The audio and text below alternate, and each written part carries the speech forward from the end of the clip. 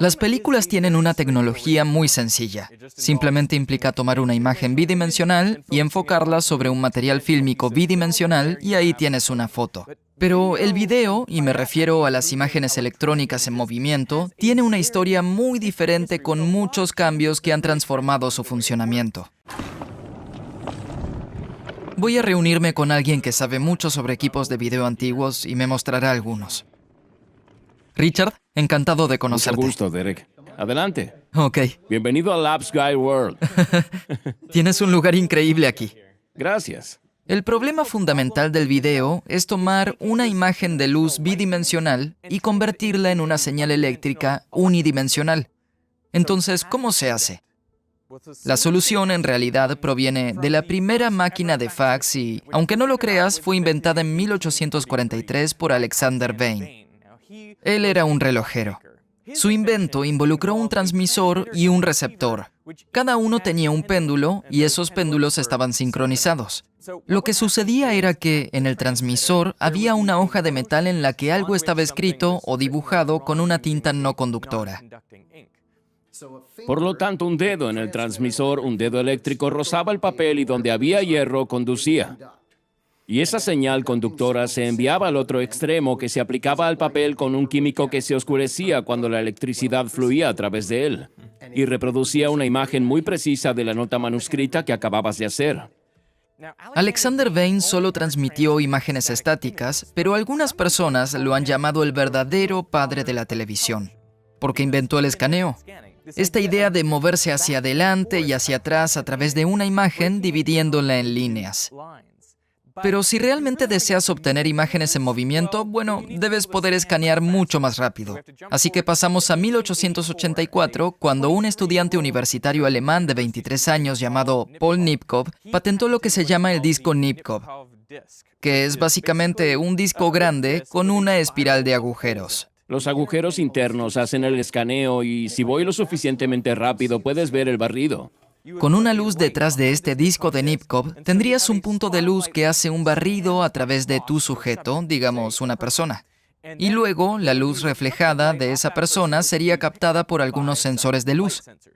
Eso crea una señal eléctrica que puede transmitir a la distancia, hacia un receptor. Ahora, en el receptor se usa esa señal eléctrica para modular el brillo de una fuente de luz y luego se coloca un disco Nipkow sincronizado, por lo que el resultado es una recreación de la imagen del transmisor. Por lo tanto, estuvo al borde de tener la capacidad de hacer una imagen visible. Y en realidad se transmitió durante un par de años en Gran Bretaña. Además, Estados Unidos y otros países transmitieron experimentalmente con esta técnica. Esta es posiblemente la primera imagen de televisión emitida. Se transmitió durante pocas horas al día durante varios años y se utilizó para realizar experimentos y tratar de mejorar la calidad de la transmisión. Lo que demostró fue que esa no era la forma de hacerlo. Entonces, en 1939, la televisión mecánica estaba casi descartada y fue reemplazada por la televisión totalmente eléctrica.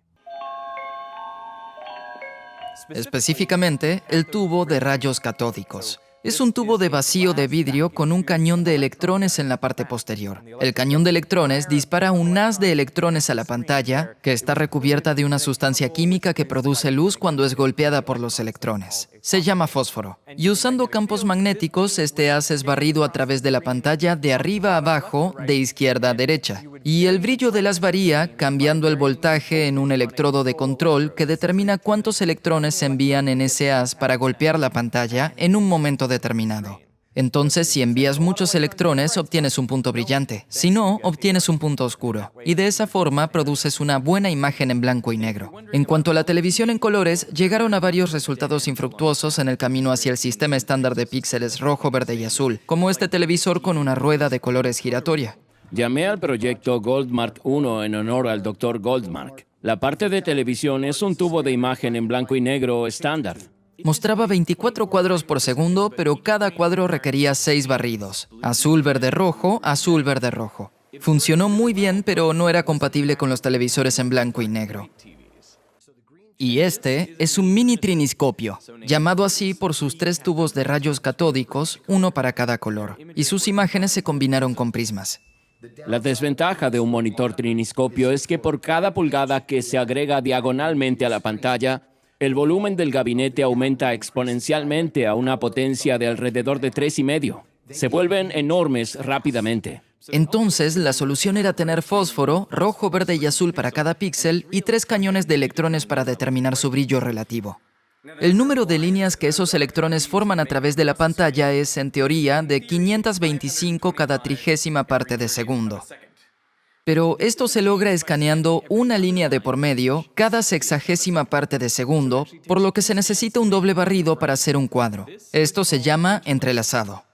Y lo que notarás al verlo es que la mayoría de las veces estás mirando una pantalla vacía. La ilusión de una imagen en movimiento continuo es posible gracias a nuestra persistencia retiniana, es decir, no dejamos de ver algo inmediatamente después de que la luz deja de estimular nuestros ojos. Entonces, inicialmente pensé que eso no sería tan difícil de filmar, es decir, una trigésima o sexagésima parte de segundo no es tan rápido. Pero si lo piensas bien, se dibujan 262 líneas y media cada sexagésima parte de segundo. Eso nos da 15.750 líneas dibujadas por segundo. Eso es rápido, por lo que si quieres ver las líneas dibujadas, debes disparar a más de 15.000 fotogramas por segundo, en realidad mucho más rápido para poder verlo claramente. Así que estoy usando la Phantom B2512.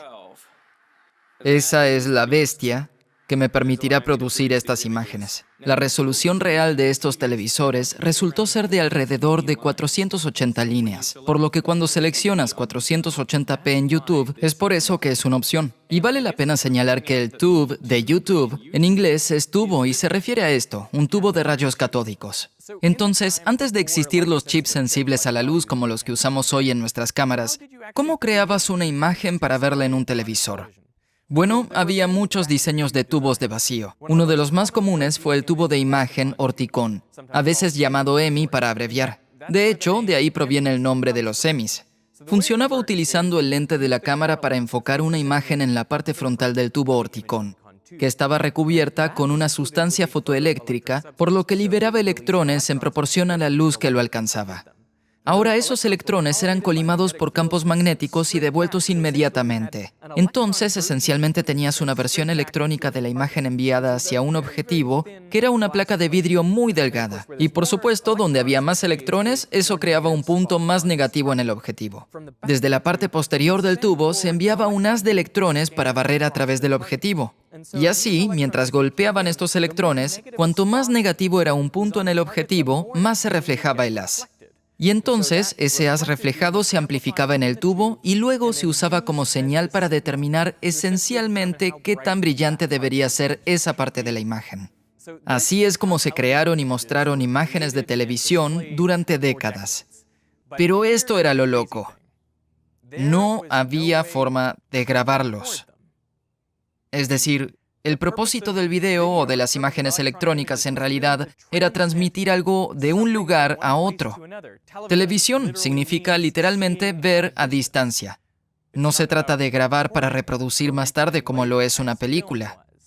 Lo que me impresionó fue darme cuenta de que las cámaras de video existieron durante un par de décadas antes de la cinta de video. Así es. Esa fue la era de la transmisión en vivo. Pero eso presentó algunos problemas. Por ejemplo, en Estados Unidos, muchos de los programas de televisión se producían en Nueva York y había un cable coaxial que atravesaba todo el territorio de los Estados Unidos y eso permitía transmitir en, digamos, Los Ángeles. Pero era en el momento equivocado. Me refiero a que una transmisión de noticias en Nueva York a las 6 p.m. no podía ser transmitida en vivo a las 3 p.m. en la costa oeste. No tenía ningún sentido, así que necesitaban retrasarlas. ¿Pero cómo lo hicieron? Bueno, la respuesta fue tomar una cámara filmadora, una cámara de cine y apuntarla a una pantalla de televisión para, en realidad, filmar la pantalla de televisión. Luego rápidamente revelaban la película y la traían 3 horas más tarde para transmitirla en vivo, escanearla y transmitirla como si fuera en vivo. Pero entonces, cuando lo traían de vuelta al estudio de televisión y lo pegaban al telecine, la imagen no se veía bien. Las líneas no se alinean correctamente y además intentaban alinear dos conjuntos de líneas juntas y no lo lograban. Esto se convirtió en un método tan preponderante de hacer negocios para las cadenas de televisión que en 1954, para retrasar su programación, las cadenas de televisión usaban más material fílmico que todos los estudios cinematográficos de Hollywood juntos. Era absurdo, costoso y un derroche, por lo que se necesitaba un método diferente. Y eso llegó en 1956 con la invención de la primera grabadora de cinta de video viable.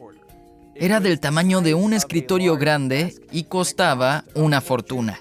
Funcionó con una cinta magnética de 2 pulgadas con pequeños cabezales de video girando a 14.000 revoluciones por minuto. Algo tan rápido como un motor a reacción. Este es el tipo de tecnología que se necesitó antes de que el video se convirtiera en lo que hoy conocemos.